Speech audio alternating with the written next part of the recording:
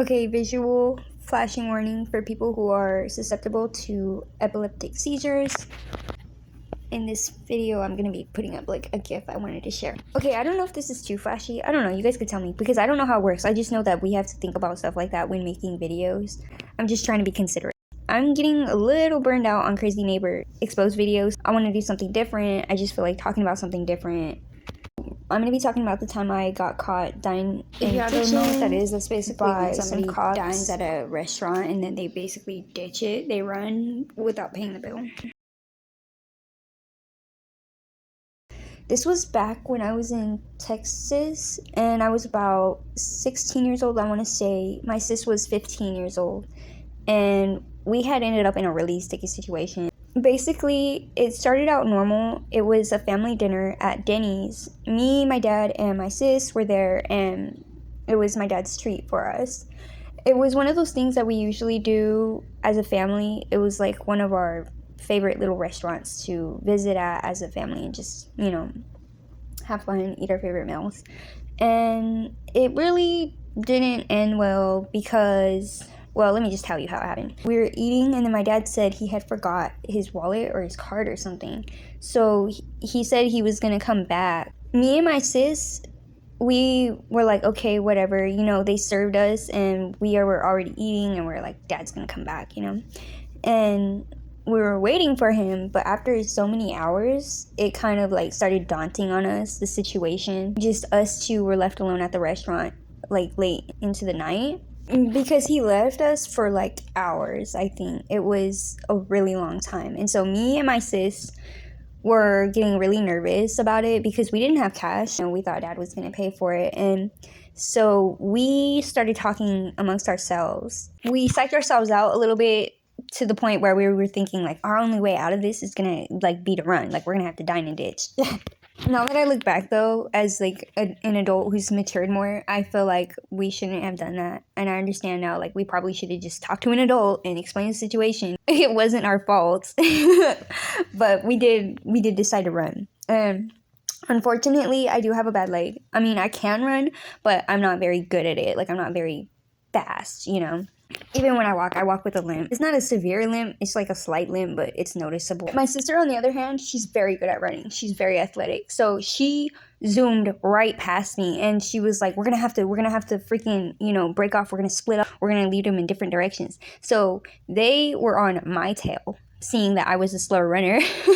And specifically this one dude from Denny's, he was working there. I don't know if he was the cook or if he was the cashier. He was specifically following me on foot, and I remember he was much older than me, heavy set with like a beard or something. He was following me on foot, so I was running and he was right behind me. At that point I had already lost track of my sis and she was already gone into the night, so I kept running and just running. And at some point the dude following me, he got on the phone and I guess he was trying to like give up my location, like say, oh, now she's over here, and I knew he was following me, but I didn't give a fuck. I was just still running. I was like, I'm not letting this dude follow me.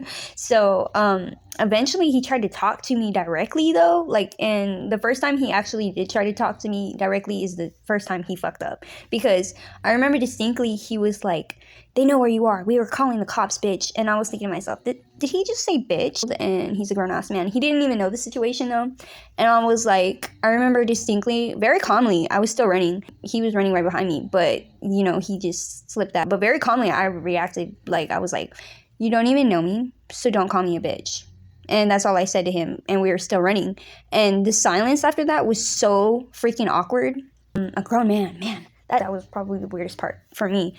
And then I don't know if it was the awkwardness of that interaction, because really that's the only type of interaction we had directly with each other. He stopped following me and he just like stood there in a street, like, yeah, she's still running that way, because I was thinking, well, at least I won't have this dude on my tail. And I was just still running. Eventually I was by myself and there was nobody, on my tail anymore. I stopped running. At that point in the night is probably the time I had the most, time by myself just to think and reflect on what I should do. I was still walking in the alleyways, hiding and still moving on foot because I felt like if I get far enough, they're not going to find me. but I was burned out already at that point. And then because of that moment of silence where I was walking by myself, I started thinking to myself, I don't actually want to be out here. Like, I don't know why I ran, because I don't actually want to be on the streets. That was back in Texas, so I didn't have a whole lot of family and connections. I just had, a few families that I really knew. And even then, we weren't in contact with them because my dad had so much beef with them that we just weren't in contact with them ourselves. Like, it was one of those things where the parent gets into drama with the other adults, and then the kids aren't associated to them anymore. So there was like awkwardness where I was like, where do I go? Like, I don't even know who to talk to. After this moment of reflecting and thinking to myself, I decided I don't want to go on the run. And then I was like, I'm not going to hide. So I went from the alleyways to a main street, and I was right there by Texas Tech. And I was thinking, okay, I'm going to just keep walking, I guess. Like, I don't know what to do. So a cop spotted me. I mean, obviously, I was on one of the main streets at that point. Like, I wasn't even trying to hide. He pulls up next to me, and he gets out of the car knowing exactly what's going on. So he approaches me, and he's acting like he doesn't know, but I guess it's because he wanted to see if I'd lie or not.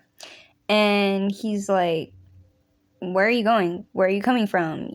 Asking me all these questions, trying to see whether I lie or not. And I did tell him, like, yeah, I'm coming from Denny's. Yeah, I did run up from over there. And then, so seeing me, he was like kind of feeling, he seemed tense, like he was ready for me to run if it were coming to that. And he's like, you're not going to run, right? And then I was like, no. But then he did want to put me in the car, though, just in case. So he told me to sit in the car. Once I was in the car, he started really grilling me because he was so mad that they had to come find me. Like, he was mad. And I'm laughing right now, but at the time, I was like, I was not having it. Like, I was like, so sad. I explained, I was like, look, I know it looks bad, but this and that, this is what happened. And I don't know what to do.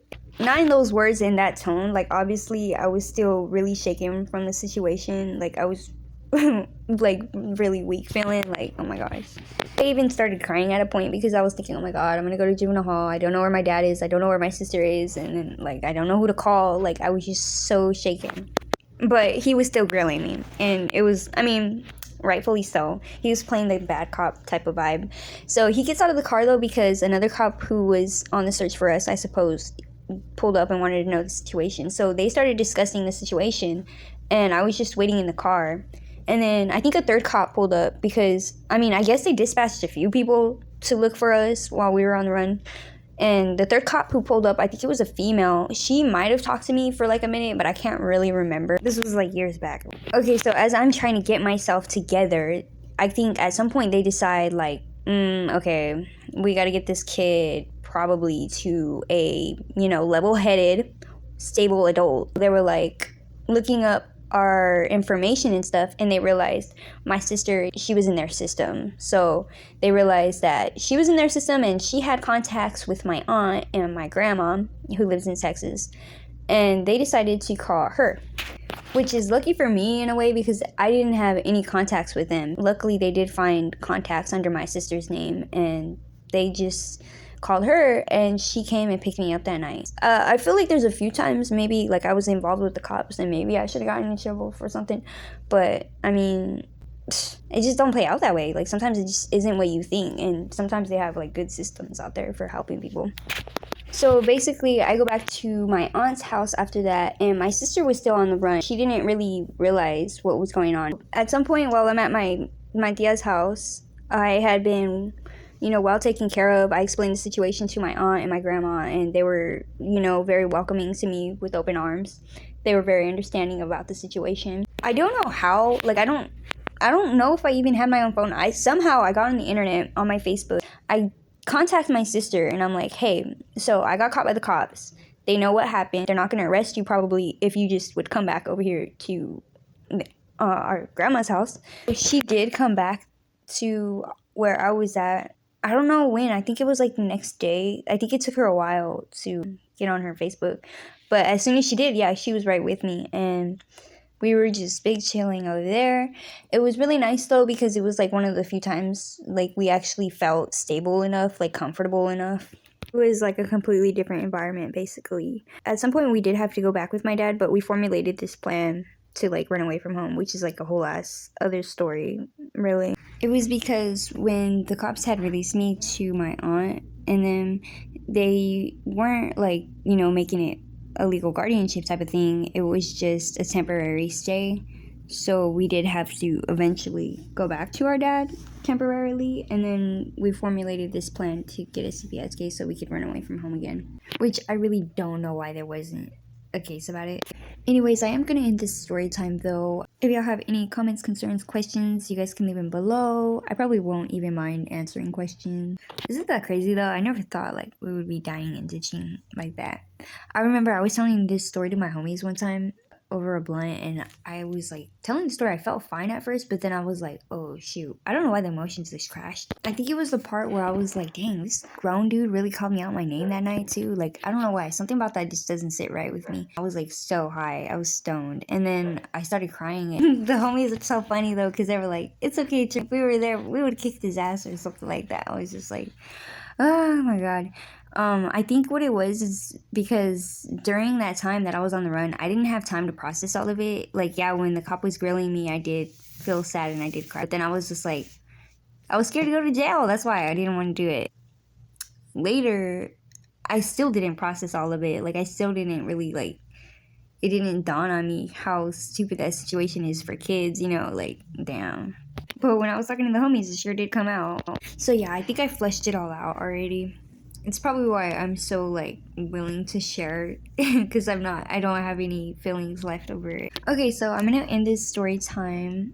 Thank you for listening. If you guys have any comments, concerns, or questions, you can leave them below. I'm pretty sure I won't mind answering any questions. Okay, bye.